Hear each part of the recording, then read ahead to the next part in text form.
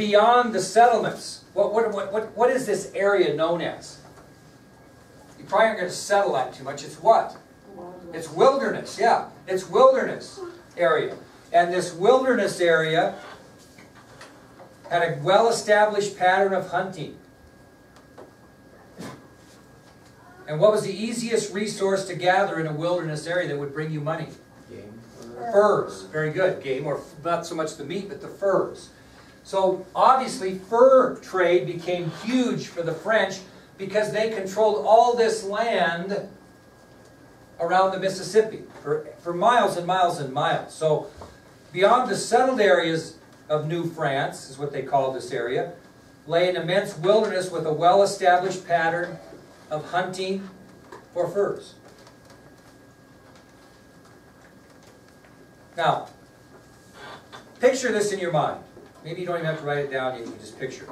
So what French pioneers would do is they would paddle their canoes into the interior, right? And they'd winter with friendly Indian tribes. And then they would do what all winter? Trap. And in the spring, what would the fur traders do? What? They'd take all their furs and they'd return to Montreal, and there'd be a big what there? Trading center where they would trade their furs for money and goods. Okay? And for several weeks this trading took place below the city of Montreal. Here's some of the things, and it wasn't just Frenchmen. Who else was bringing furs to these Indians? Yeah. Now, here's what Indians gave their furs up for. Now think about this. They don't have any of these things, so they're very eager to trade their furs for some of these things. There's 6 different things that Indians exchanged their furs for. They were considered European goods. Okay, let's see if we can pick them up. Come on, Mackenzie, give me one thing if you were an Indian and you had really not been very, I wouldn't say civilized is the right word, but not very advanced. What might you trade your furs for that you'd like to have that Europeans have?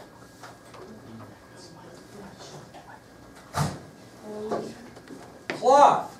Very good. Cloth. Because what are you going to do with cloth?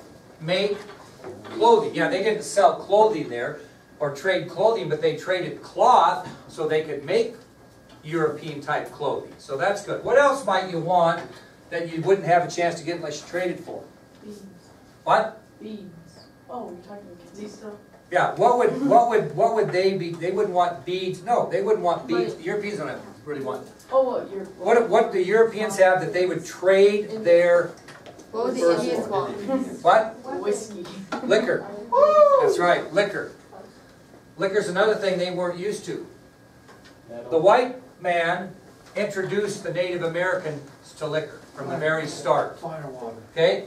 So we got liquor and we got cloth. What else might you be interested in having that you don't have, Courtney? Weapons. Guns and gunpowder. Yeah, guns and gunpowder. Oh, those 2 things. Just one. Go together. So we got cloth, we got guns and gunpowder, we got liquor. Shania, give me another thing they might have you might want.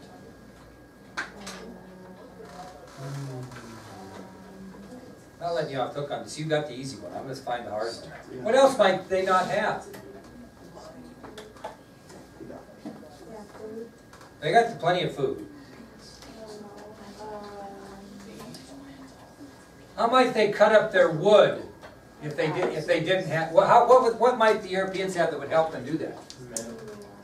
What? Not chainsaw. What? Axes and hatchets. Very good. Axes and hatchets are another thing they traded for. Axes and hatchets. They didn't have those things before. They didn't have cloth for clothing.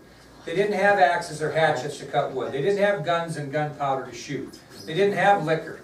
What else might they have? A couple other things that are more essentials. Things that you couldn't go without on a trip that you took for volleyball if it was winter, or basketball if it was winter. What would you take with you automatically? No, not coats. What would you take? The girls take them all the time. I see them pack. Blankets. Blankets. Very good. Blankets. They traded for European blankets.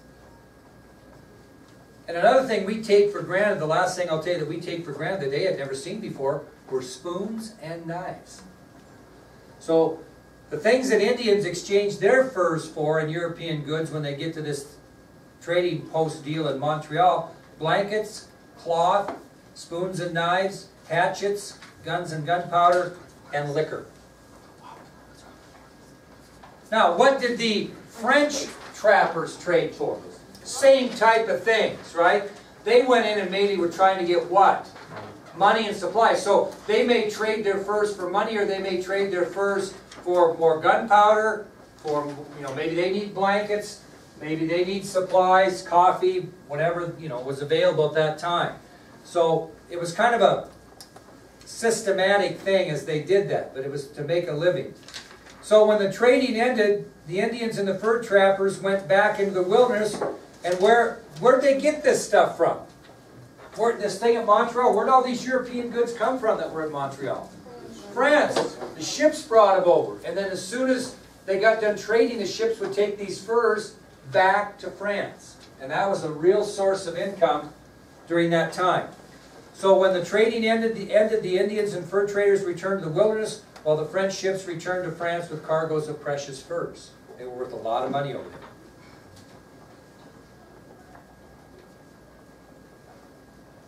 Now, why would this weaken New France? Why would all this fur trading weaken New France? Think about some of the things we've talked about. Why might this not be the best thing for New France? If you're going to establish yourself in the New World, why would this maybe not be such a great thing? And what didn't they do?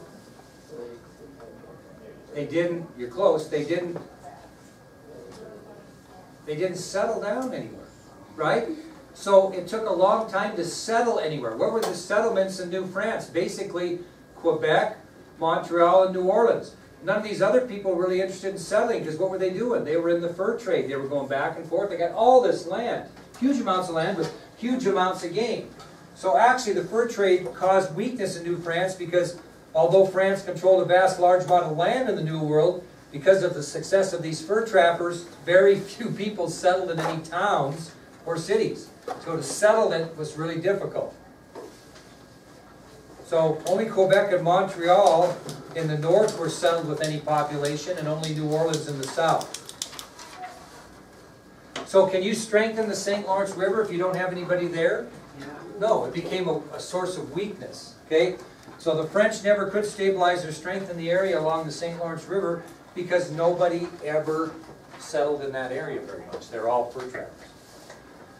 Okay, let's talk about French and British power, and then we'll stop for the day. Kind of give you the example of the power that both the French and the British have going into what we're going to have as a conflict here. So I'm going to tell you about advantages that Britain had over France and advantages that France had over Britain. Okay? And this is 1750 we're talking about. So these are advantages that each side has over the others in 1750. I'll give you 4 advantages that the British had over the French. 1, British colonies were well established, were they not? Had 13 of them, all very established. Okay, so number 1 advantage that Britain had over France is that the British colonies were well established. Were the French colonies well established? No. Another big advantage is the British colonists in the New World outnumbered the French 23-1.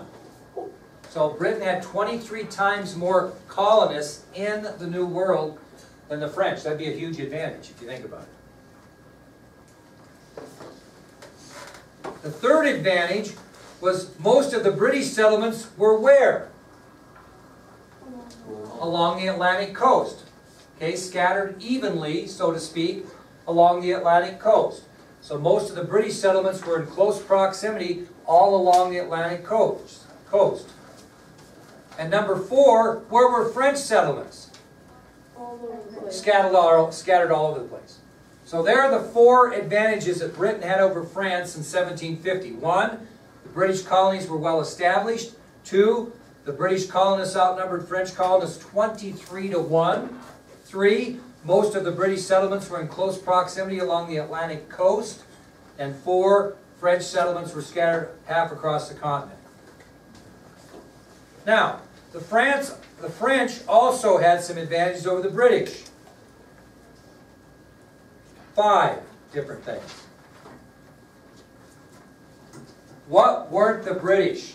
They were not united under a single government, were they? Right? Because all the colonies had their own thing going. The French, first advantage, is all the French colonies in 1750 in the New World were all united under the same government. Same government. Which gives them the second advantage. If you're united under a single government, could you act quickly when action was necessary? Because who's making the decision? One government. If you mobilize the 13 colonies, each one of them's got their own thing going, is that going to take more time to get things organized? Obviously so. Okay? So the first advantage the French had is they were united under a single government, which led to the second advantage is they could act quickly when action was necessary. 3, who had more support of Native Americans on the continent? France. Okay?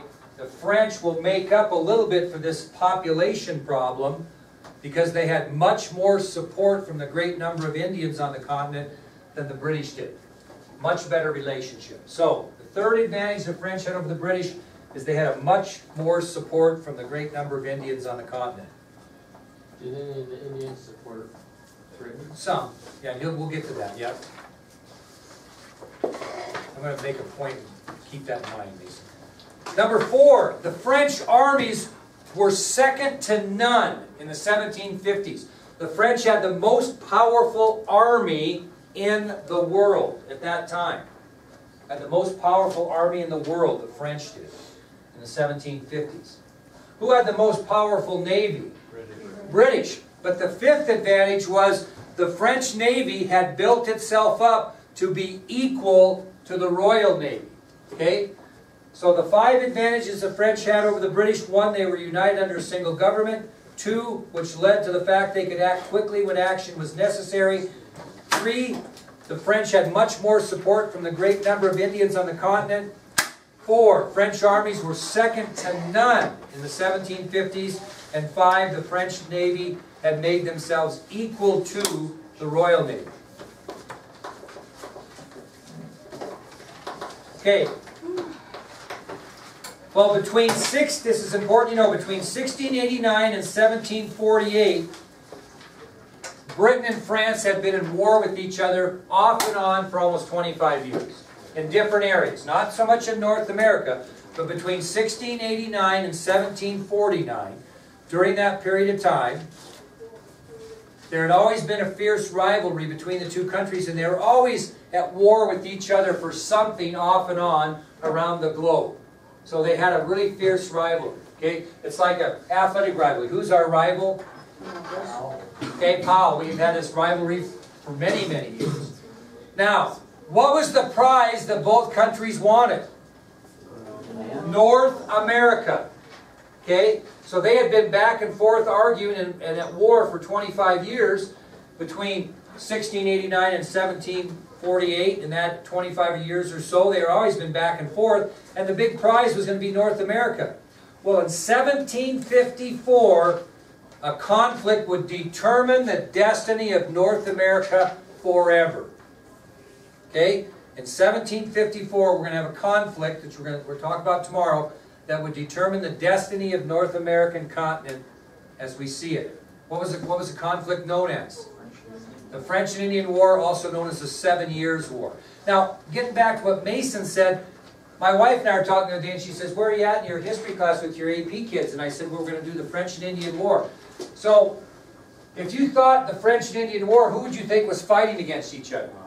The French against the Indians. That's what she thought. My wife says, "Oh, is that the one where the French fought the Indians?" I said, "No, honey, the French and Indians are going to be on the same side on this deal, and they're going to fight against Britain." So, a lot of people, when you think of the French and Indian War, think the French are fighting the Indians. That's not true. So this conflict we'll talk about tomorrow will be the French and Indian War, also known as the 7 Years' War. And we'll need to make sure we have our maps out in front of us tomorrow so we can get through this and see how it goes. Because obviously, who's going to win this conflict? Britain. Yeah.